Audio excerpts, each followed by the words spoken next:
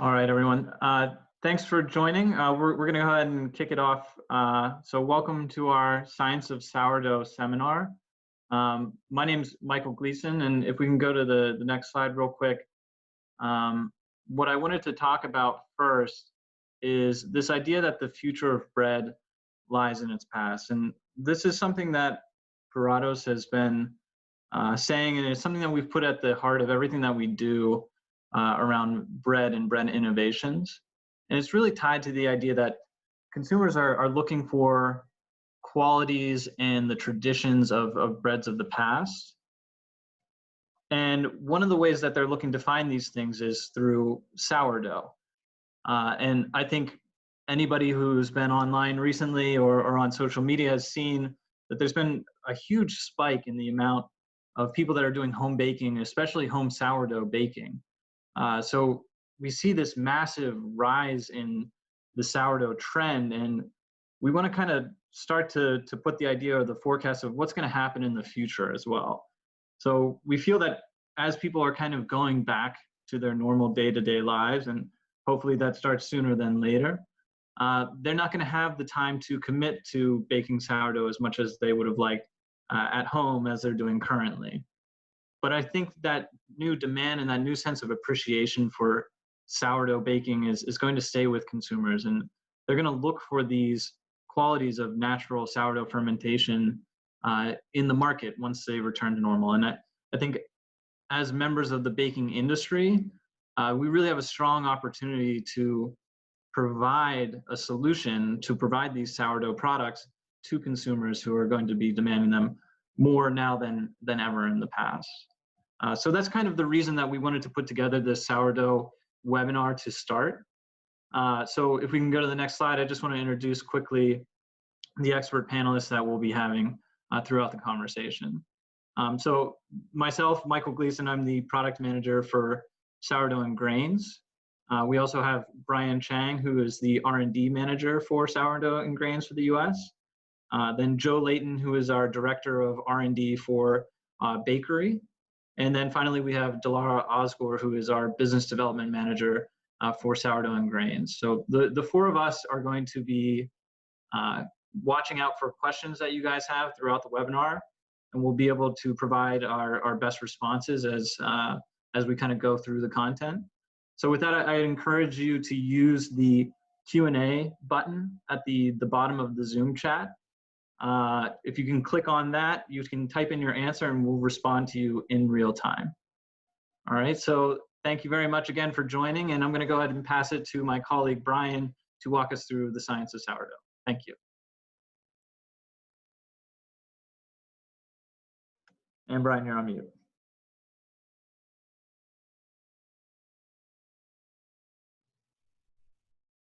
Yeah, okay. Jason unmuted me.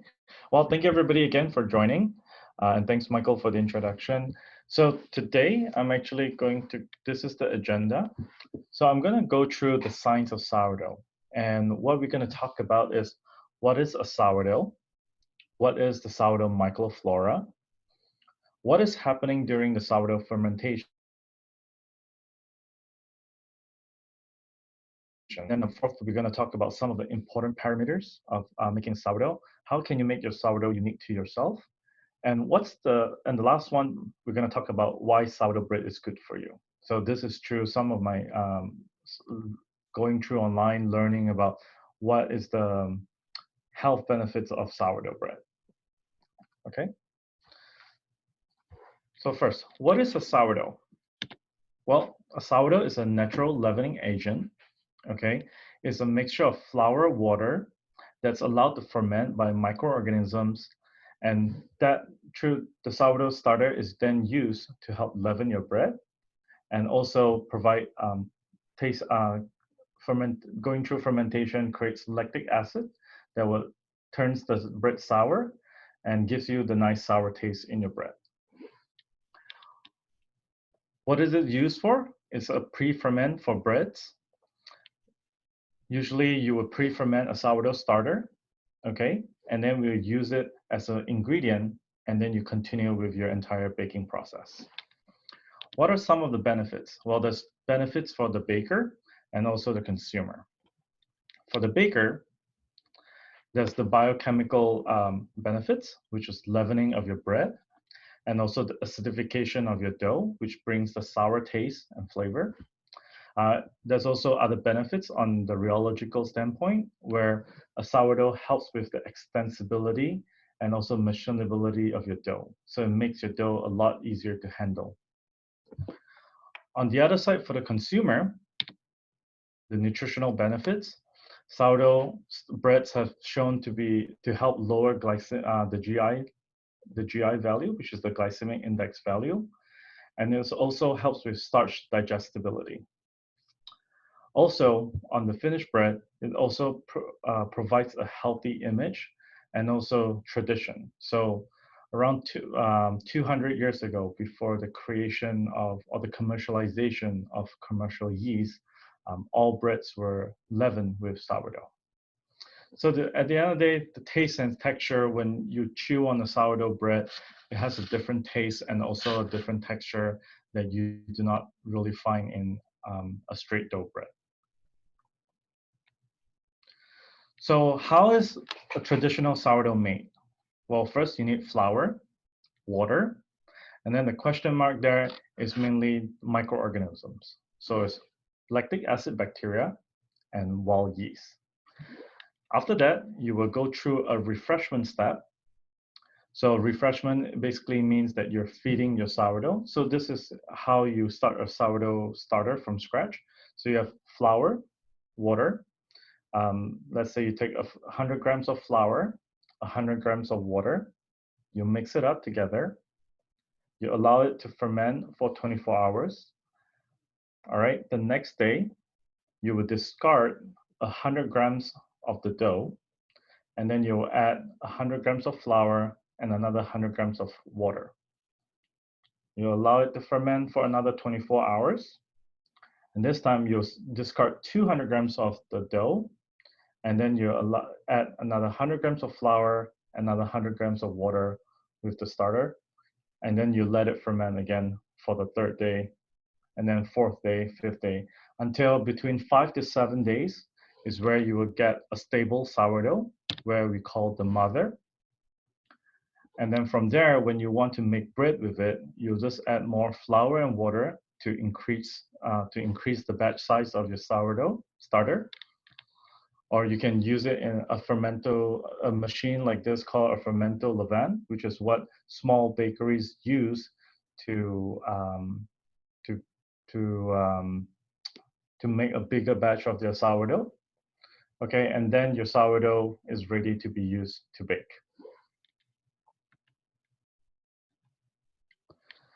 Next, we're going to talk about the sourdough microflora.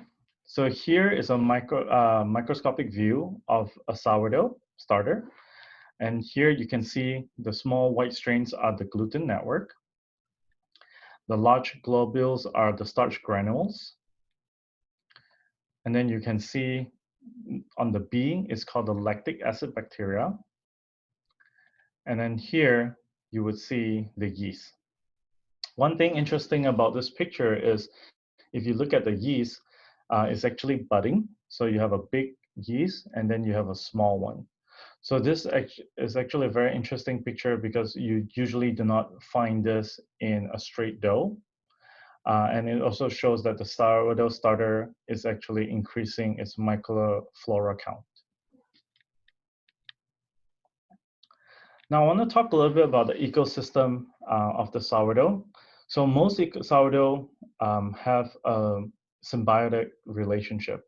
So that means that there's a certain type of bacteria that you find, then there's a chance that you'll find a certain type of yeast in it. And it's mainly through the metabolic versatility of each organism. So what type of sugar they consume in the sourdough. So like a Lactobacillus sanfrancensis, it loves to consume maltose. And then on the other side, you have a wild yeast like Candida milleri, where it consumes fructose, glucose, and galactose. Here, you would see these are some of the common bacteria that's found in a sourdough. And these are some of the common yeast that are found in sourdough. Also, the bacteria count will always be higher than the yeast count. On this slide is just to show that these are some of the common bacteria and the common wild yeast that are paired together. So let's say if you have Lactobacillus sanfrancisensis in your sourdough starter, then there's a chance that you might find Saccharomyces acigus as the wild yeast. Or if you have Lactobacillus bruvis, then there's a chance that you might find Saccharomyces cerevisiae in the sourdough itself. Now, the biodiversity of each sourdough is also very different. On this slide, I wanted to show 3 different types of sourdough. These are actually sourdoughs that are kept in the sourdough library by Puratos. And we partner with the University of Bari with Professor Gobetti to analyze these sourdoughs. So here, sourdough number 55 is a French sourdough. Sourdough 69 is a Puratos sourdough Sapore Madre, which is kept in Italy. It's over 100 years old, and we refresh it every day. And then sourdough number 25 is also another Italian sourdough. But here, what I would like to point out is you can see that sourdough number 55 is all Lactobacillus sanfrancisensis, while on number 69, you have sanfrancisensis, plantarum, and fermentum. While number 25, you have 4 different types of lactic acid bacteria. So a sourdough may have different biodiversity, and also just because it's the bacteria Lactobacillus sanfrancisensis is mainly named after San Francisco, but just because it's named after San Francisco doesn't mean that that bacteria can only be found in San Francisco. So like this sourdough here, number 55, is discovered in France. The sourdough is made in France, but you still have that bacteria in that sourdough. Okay.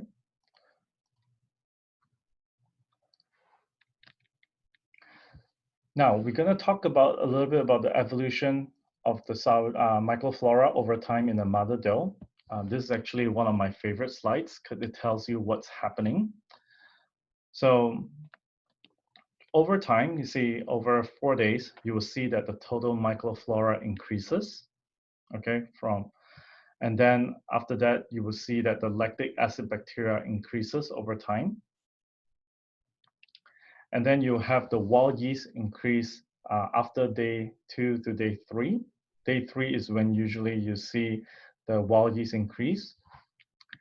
And then you see that the aerobic bacteria, which is mainly like the pathogens and etc., is very high on the first day, but over time it decreases due to the pH. Why I like this as my favorite slide is if you have done a sourdough yourself at home, you will notice that on the first day and the second day of your fermentation, your sourdough will have a terrible smell. It smells bad in general. But on the 3rd or 4th day, your sourdough starts to have a different aroma. If you're using a rye sourdough, that's when you start noticing some fruity notes to it. And this is mainly because of the wild yeast. The wild yeast is actually consuming some proteins to create aromatic compounds, which I'll continue later. But this is just to show the evolution of microflora over time. Here is to show you the evolution of the bacteria count, the pH and acidity of your sourdough. So you will see in the 24-hour period that the lactic acid bacteria count continued to increase. The pH of the sourdough continues to drop, okay? And then you will see that the acidity, the TTA, or we say the titratable acidity, continue to increase over time. One thing interesting to show here is that you would see around here on the pH graph, around like right after 15 hours, the pH will start to stabilize, but you would see that the bacteria is continuing to produce the acidity. So here is just to show that a pH might be stable over a period of time, but that does not mean that the flavor of your sourdough is fully optimized or mature, because there's a chance that the pH drops and stable, but the bacteria might still be producing lactic acid bacteria over a few more hours. Next, what is actually happening during the sourdough fermentation? So we're going to switch gears and we're going to talk a little bit about what does the lactic acid bacteria do, and also what does the wild yeast do. So the key role for the lactic acid bacteria is to acidify your sourdough. Through the fermentation, it creates organic acids, mainly lactic acid, and then CO2. And then for the wild yeast, the main function is leavening of your sourdough. And also at the same time, it produces alcohols, aromatic compounds, and then also CO2. So we're going to get into that.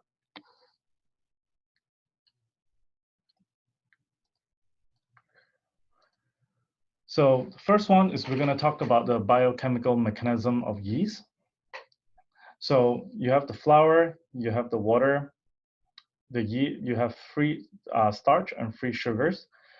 The yeast will consume the starch, okay, through alcoholic fermentation, and you will create ethanol, CO2, and some aromatic compounds. On the other hand, for the lactic acid bacteria, same thing, flour, water, you have the starch and free sugars. It will go through a lactic fermentation, and then it will create lactic acid, CO2, and in some cases, acetic acid due to the type of bacteria, and also the availability of sugars and the temperature of fermentation. And we'll talk about that shortly. Now, there's two types of fermentation. There's homofermentative fermentation, and then there's heterofermentative fermentation. Homofermentative fermentation mainly means that the bacteria just produce lactic acid. So here you have Lactobacillus farciminis and Lactobacillus plantarum, where it functions to produce only lactic acid. Lactobacillus plantarum, there's one thing special about it is it itself is a heterofermentative bacteria, but it can become a facultative heterofermentative, means that if you can manipulate or you can change some parameters and conditions of this of the sourdough starter to allow for the Lactobacillus plantarum to produce to function as a homofermentative, which means that it only focuses on creating lactic acid. Now, on the other side, heterofermentative, which means that it can produce either lactic acid or acetic acid. So depending on the types of sugars that's available and also temperature, the bacteria can produce different types of acids. Some of the common ones are Lactobacillus brevis and Lactobacillus sanfrancisensis. Now, we talked about the starch, the carbohydrate. Now we're going to talk about the protein. So the lactic acid bacteria and the yeast actually works together to create something amazing with the protein.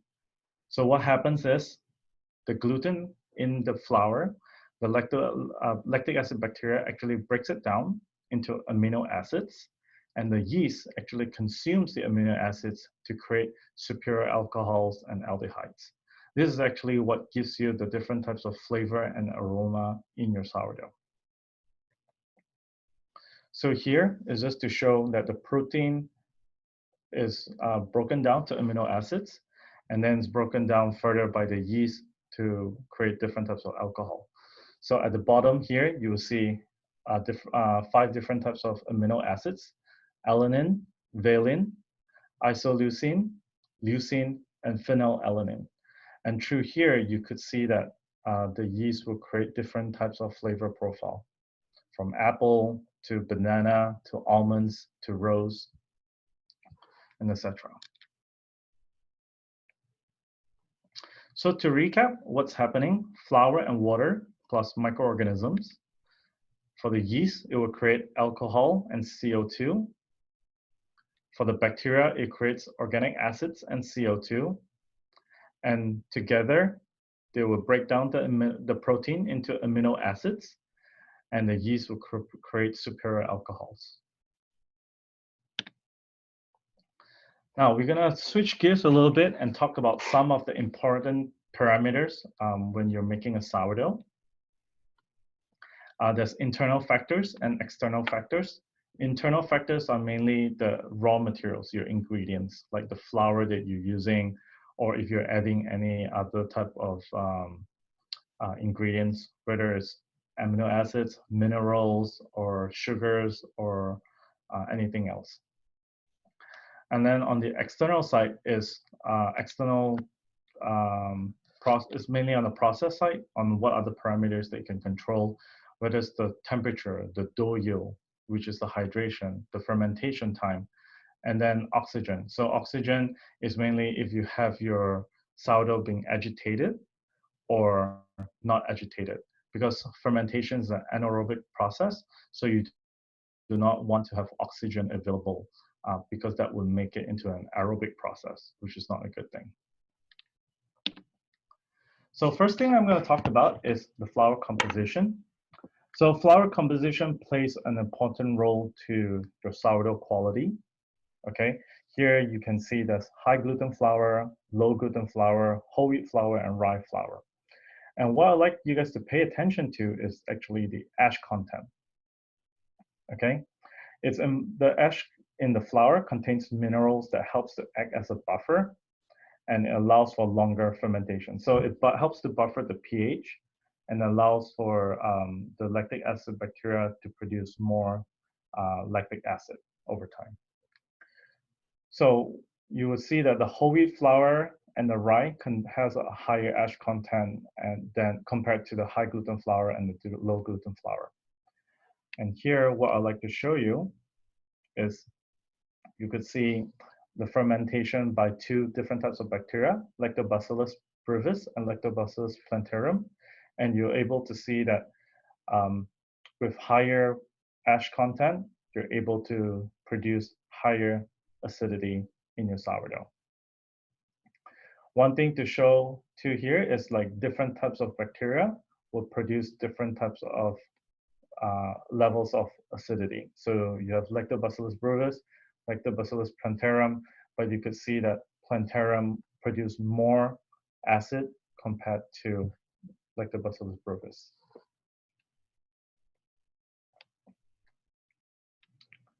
Next is the effects of temperature on flavor. So here we're detecting again over a period of 72 hours, what is the optimal temperature for acid production of your sourdough. Here you can see that here 95 degrees is the most optimal temperature for your sourdough to grow and be active. 65 is the lowest. And then 110 degrees is mainly right in the middle. I personally would never recommend going too high on the temperature for fermentation because at that time it may introduce other bacteria to ferment at that temperature, and it could create an off flavor like a cheesy note to your sourdough. Another thing that you can manipulate is the hydration of your sourdough or the percent solids. So here at the x-axis, you can see there's 20, 30, 40, 50, and 60. That's mainly the solids. So if it's a 20% solid, that means that it was 20% flour and then 80% water. 60% solids means 40% water and 60% flour. Here, of course, you will see that the higher amount of solids, the more acid production. The explanation is simple. It's mainly with more flour, you have a higher level of ash content, so it helps to buffer the sourdough more. And then the other thing is you have more the availability of more food, which is the carbohydrates and also the proteins for the lactic acid bacteria to consume.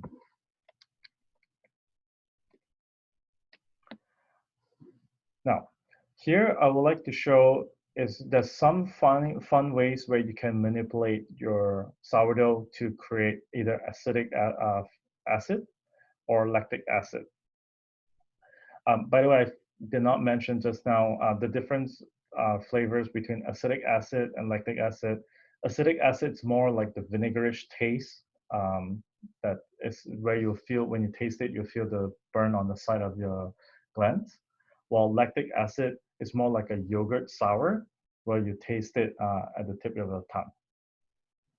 Now, depending on how you ferment your sourdough, if you have a firmer sourdough and then you ferment it at a lower temperature, you will get more of a acidic vinegar sour. While on the other hand, if you ferment it at the more on the liquid side, where you have a more or less viscous sour and a higher temperature, you get a more lactic acid sour.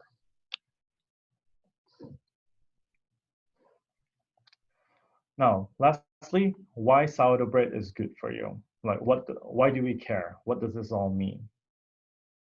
So, there's multiple benefits of consuming a sourdough bread. One is it creates beneficial lactic acid. It aids in predigestion of starch.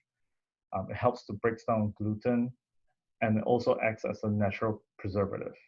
And lastly, it helps with controlling your blood sugar level.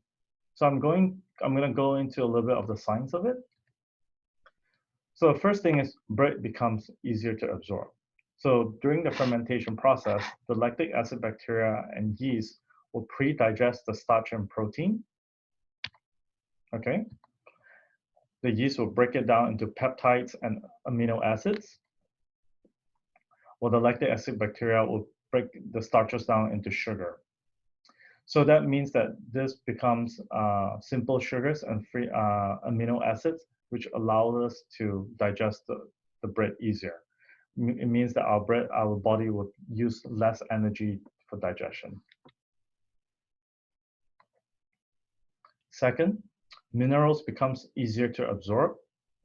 So during the fermentation process, it also neutralizes the phytic acid. So an enzyme is activated, which is called phytase. And phytase actually cuts the phytic acid bonds, okay? And it frees up all the minerals like phosphate, magnesium, and ferrum, and iron, sorry, and it makes it easier for our body to absorb it. Normally, all these minerals are bound by the grains, and our body is not able to break it down to absorb these minerals. Next, here is during the fermentation process, also the bread creates resistant starch. So this resistant starch actually helps to lower the bread glycemic index and keeps you feel fuller, increase the satiety feeling. So what happens is resistant starch is basically starch that is resistant to digestion. So during the fermentation process, it helps to increase this level. Here you can see a few different types of bread on this graph, where you have a sourdough bread, a sourdough rye bread, and a sourdough wheat bread. And then you have a pita bread, wholemeal rye bread, and then a white bread. So a white bread will have a very high glycemic index, while a sourdough bread will have a low glycemic index. And it's just show that your blood sugar doesn't spike up as high, okay, and over time it slows down. So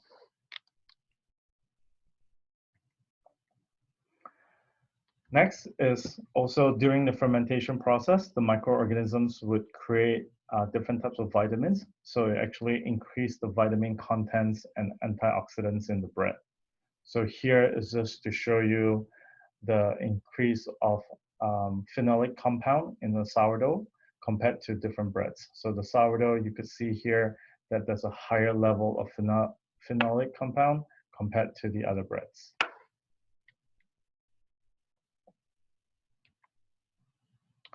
So that was all that I have. One last thing is I want to Thank you for taking the time to join us for this seminar.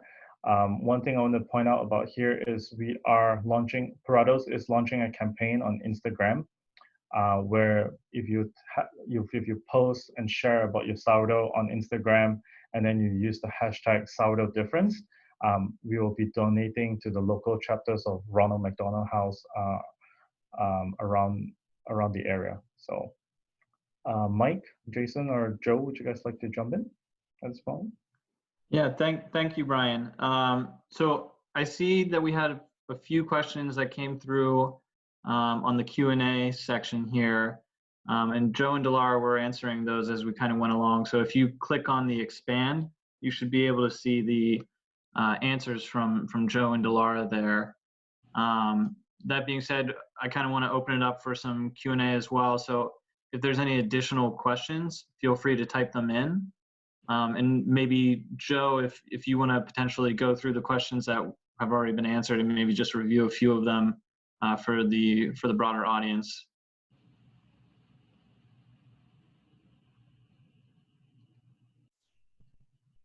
Joe. I was trying to type a last answer to the question that just came in. Sorry about that. No problem. So one of the questions that came in was, if I want to get my own sourdough, can I influence the type of bacteria? So the answer was along the lines of, if you want to start the bacteria or the sourdough from scratch, the bacteria are going to be driven by both the bacteria that are in your general vicinity, but also the bacteria that are in the flour.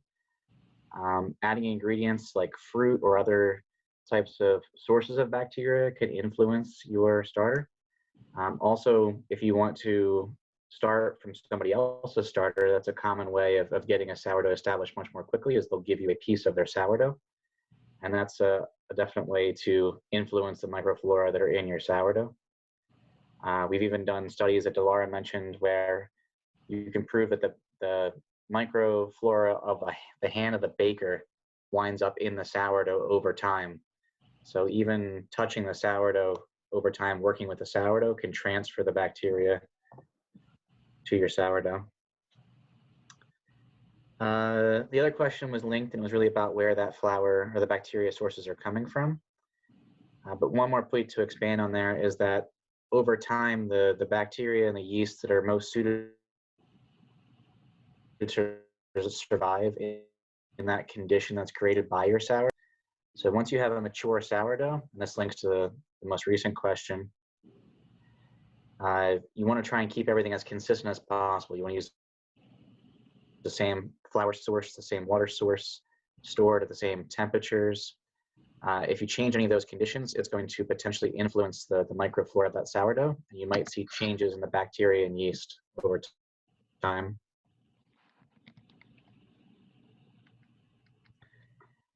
And then there was also a question about the chlorine in the water in California. So in this case, there is a chance that the chlorine could kill the bacteria or the microorganisms in your sourdough. It's recommended to use bottled water if you're concerned about chlorine in your water.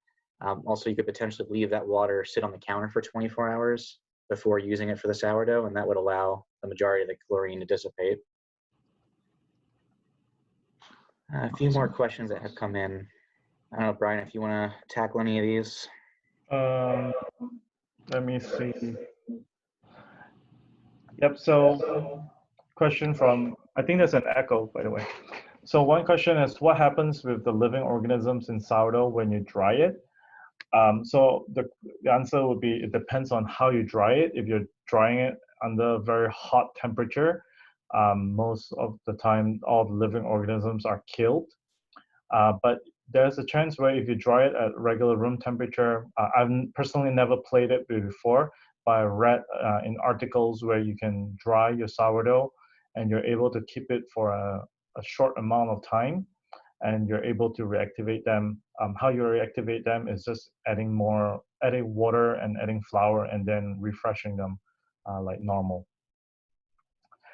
Second question is, when your starter is ready for use, do you need to add other ingredients to the starter besides besides additional flour, such as salt, additional water? The answer is yes. The sourdough starter is just like an additional ingredients To make bread, you still need your salt, your additional water for the hydration level that you want,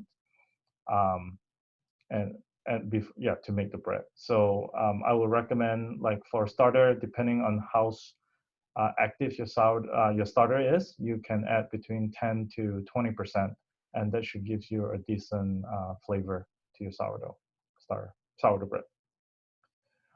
Is a sourdough low gluten than any other bread as compared to breads without added gluten? There are some studies that show that sourdough lower gluten because the gluten is broken down. But one thing that a lot of studies doesn't talk about is how long the fermentation is. So when you add a sourdough starter into a bread dough, you still need to let it ferment. You cannot just run it as a straight dough and say that it has lower gluten content or it will be good for, it has all the nutritional benefits. You still need to let the lactic acid bacteria and the yeast to work over time in the fermentation process to break down all the starch and proteins in the bread dough itself to deliver all the other benefits. Next question is, what is the best flour type to use for a beginner? I would just say regular white wheat flour. If you would like whole wheat flour or rye flour, it will also work. It depends on what kind of flavor profile you would like. Whole wheat flour will give you a more earthy note, while a rye flour would give you more of a fruity note to your sourdough. Next question, can you make a sourdough with gluten-free options, like oat flour? The answer is yes, you can actually make a sourdough with anything, any type of flour that you would like, as long as they have some protein and also some carbohydrate in the flour. So I've seen people making it with chickpea flour. I myself have played with purple corn flour. So you can make a sourdough with most type of flour. Next question is, does it matter if a flour is bleached when making a sourdough? I think it's important to use unbleached flour because during the bleaching process, there's a chance that a lot of microorganisms has been killed. So it's better to use unbleached flour. Next question. Can you easily measure the amount of gluten in a baked sourdough, scientifically and non-scientifically? Through my personal experience, I don't think it's easily measured. Joe, I'm not sure if you want to jump in on this one, on measuring the regular gluten of a baked sourdough bread. No, I think one of the challenges is the gluten is denatured to a certain extent. So you can have a measure of the protein in the bread, but the actual gluten is going to be more challenging. Okay. And then the last one is a statement, whole wheat and rye flour are better for sourdough than low gluten because of ash content. That is correct.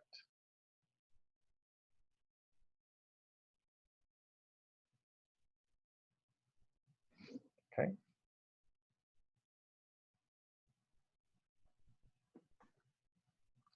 I think that's all the questions. Any more questions? All right. So again, I did want to thank everybody for joining, and Brian, great job covering the process of sourdough and natural fermentation. One other thing I want to add before we kind of close up here is that we're interested in sourdoughs from all around the world. So Brian did mention the sourdough library, which is something that Puratos created. It's in Belgium, where we bring unique sourdoughs from all around the world, and we store them there to safeguard not only the culture and the history of the sourdoughs, but also the biodiversity of the starters in the library as well. The space in the library is limited, so we only are able to take in a few at a time, but we still want to find out as much as possible about sourdoughs from all around the world.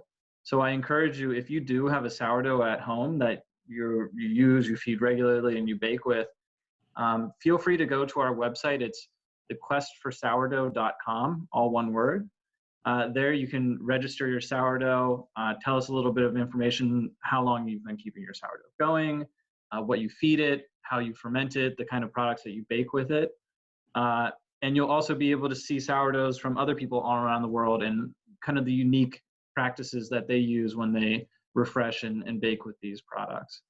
And again, as Brian mentioned, if you have a chance to go onto our social media pages, check out some of the posts that we're putting on there.